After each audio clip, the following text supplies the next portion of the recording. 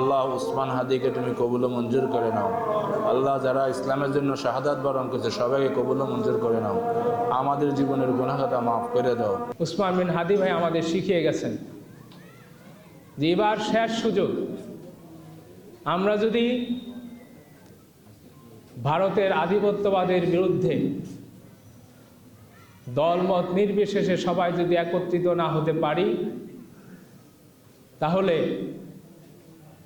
কোনো একটা এজেন্ট বা দলের মাধ্যমে আমাদের উপর আবারও ভারতীয় আধিপত্যবাদ চাপিয়ে দেওয়া হবে বা চেপে বসবে। আধিপত্যবাদ বিরোধী আন্দোলনের সেনানায়ক, অগ্রনায়ক আমাদের শরীফ ওসমান বিন হাদির কথা স্মরণ করছি। বিশেষ করে আল্লাহ রাব্বুল আলামিন তাকে শহীদের সর্বোচ্চ মর্যাদা দান করুন, আমিন। আমরা ৩৬শে জুলাইয়ের যে আন্দোলন হয়েছিল সেখানে আমরা দেখেছি একেবারে বাচ্চা থেকে শুরু করে বৃদ্ধ পর্যন্ত, রিকশাওয়ালা, কুলি, দিনমজুর পর্যন্ত তারা কিভাবে একটি সুন্দর সমাজের স্বপ্ন দেখার মাধ্যমে বাংলাদেশটাকে আধিপত্যবাদ বিস্তার করতে দেয়নি এবং ফ্যাসিবাদের পতন ঘটিয়েছে।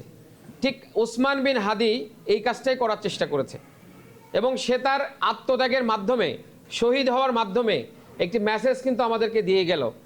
এই মেসেজটা হলো কি, আমাদেরকে একটা বড় দায়িত্ব দিয়ে গেল।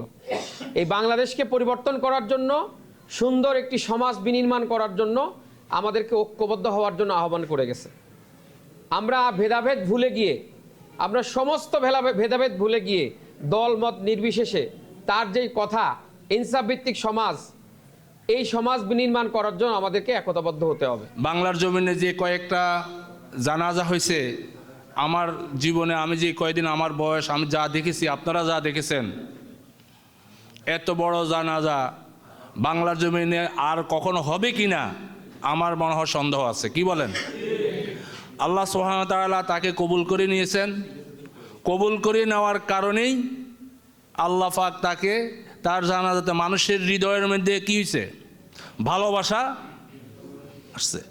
কারণ সে যে কথাগুলি বলছে, ভারতের আধিপত্যের বিরুদ্ধে কথা বলছে, আর ভারতের আধিপত্যের বিরুদ্ধে কথা বলার কারণে তাকে গুলি করে দুনিয়া থেকে বিদায় করা হয়েছে। কি বলেন?